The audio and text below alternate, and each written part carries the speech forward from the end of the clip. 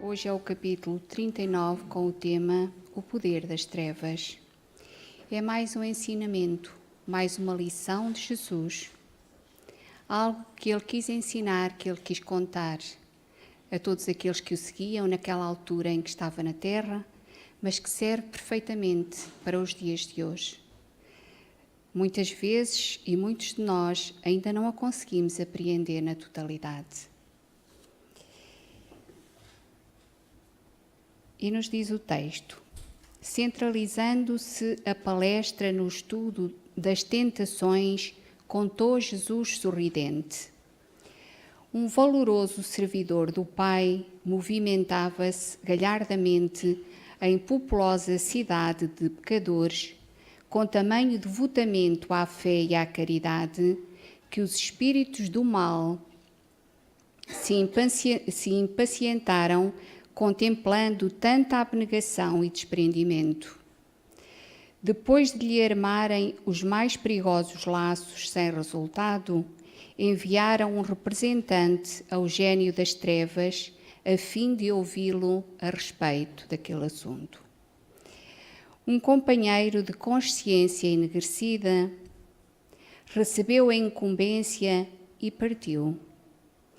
O grande adversário escutou o caso atenciosamente e recomendou ao diabo menor que apresentasse sugestões. Este subordinado falou com ênfase. Não poderíamos despojá-lo de todos os bens?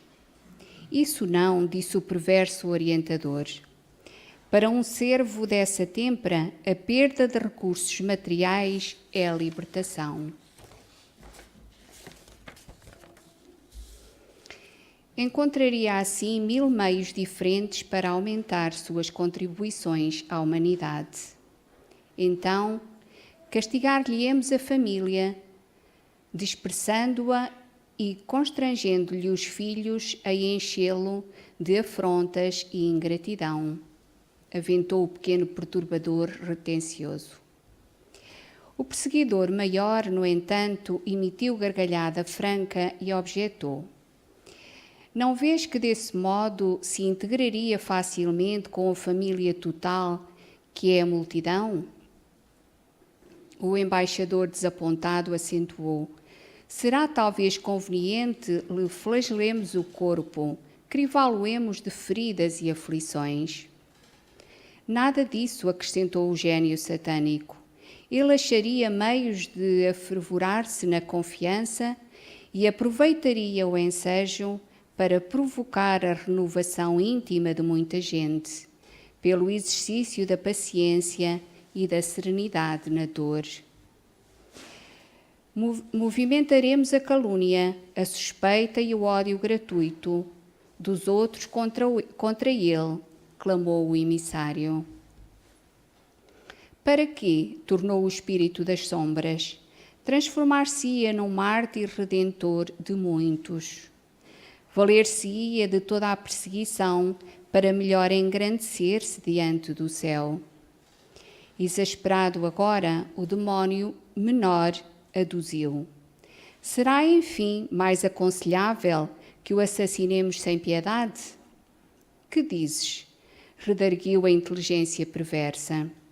A morte ser-lhe-ia a mais doce bênção para reconduzi-la às claridades do paraíso.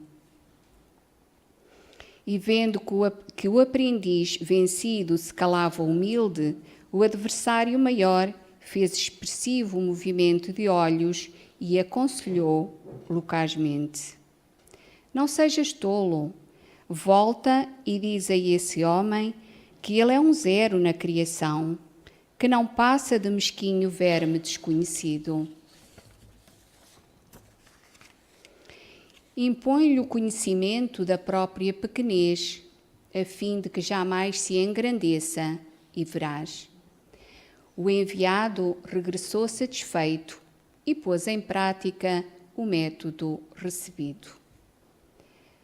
Rodeou o valente servidor com pensamentos de desvalia acerca da sua pretendida insignificância e desfechou-lhe as perguntas mentais, como esta: Portanto, segredou-lhe ao ouvido: como te atreves a admitir algum valor em tuas obras destinadas ao pó?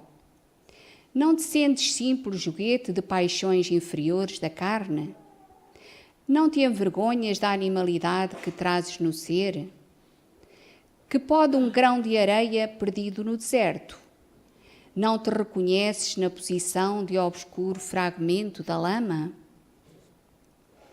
O valoroso colaborador interrompeu as atividades que lhe diziam respeito e, depois de escutar longamente as perigosas insinuações, olvidou que a oliveira frondosa começa no grelo frágil e deitou-se desalentado no leito do desânimo e da humilhação, para despertar somente na hora em que a morte lhe descortinava o infinito da vida.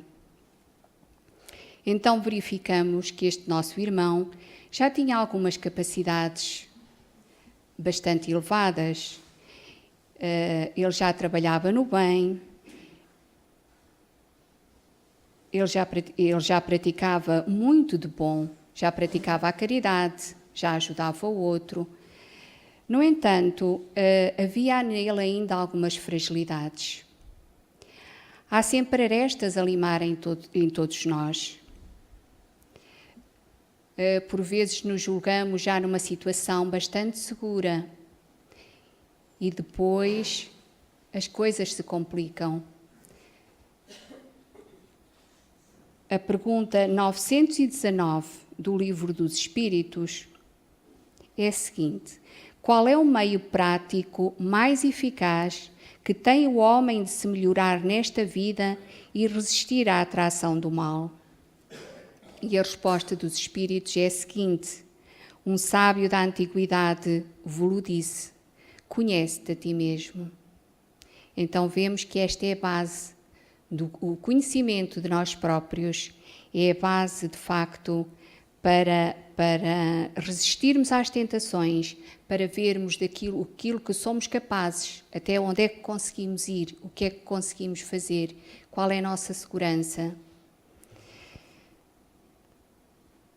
No final da história, silenciou Jesus, contemplando a noite calma, e Simão Pedro pronunciou uma prece sentida, e os apóstolos, em companhia dos demais, despediram-se naquela noite, cismarentos e espantadiços. Então, este poder das trevas, de que nos falava Jesus já naquela altura, a indução de ideias, era naquela época tema difícil de entender. O próprio texto nos fala de que alguns dos que compunham o grupo daquela noite se despediram cismarentos e espantadiços, confusos com toda a certeza. Mas passaram mais de 2000 anos, tempo suficiente para percebermos bem melhor daquilo que falava Jesus. Mas é tema para o qual não estamos ainda muito despertos. Pensamos até que se não falarmos nessas coisas, que se não analisarmos, se não estudarmos, nada disso vem ter connosco. Resulta este poder da maldade, do conhecimento, da inteligência, de espíritos das trevas, que o usam para dominar através da manipulação de consciências e do controle das mentes. É algo que chega sutilmente, sob a forma de insinuações hipnóticas que agem na criatura de maneira quase imperceptível. O orai e vigiai, de que nos falava Jesus, torna-se de incomum significado nestes tempos de mudança, nos tempos difíceis que atravessamos, em que os meios e as formas de contágio são imensos à nossa volta. Nosso conhecimento é ainda muito limitado e a nossa solidez moral e espiritual é ainda muito frágil. Mas não é de qualquer forma que isto chega até nós. Não há vítimas inocentes nos códigos da lei divina. Tudo tem uma razão de ser. E o Evangelho segundo o Espiritismo, no capítulo 28, esclarece-nos. A causa do mal está em nós mesmos. E os maus espíritos apenas se aproveitam das nossas tendências viciosas. Cada imperfeição é uma porta aberta às suas influências. É, pois, contra nós mesmos que devemos dirigir nossos esforços e então os maus espíritos se afastarão naturalmente, porque o mal é o que os atrai, enquanto o bem os repele. Então o Livro dos Espíritos nos esclarece aqui perfeitamente qual é a receita para não nos deixarmos influenciar negativamente.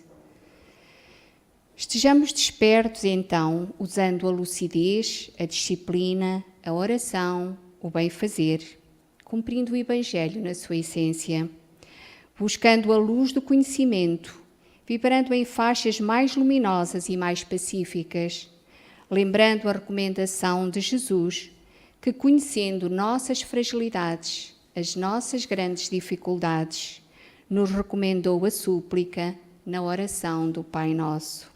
Livrai-nos de todo o mal, mas que nos livre Jesus principalmente daquele mal que nós fazemos, que é aquele que mais nos prejudica.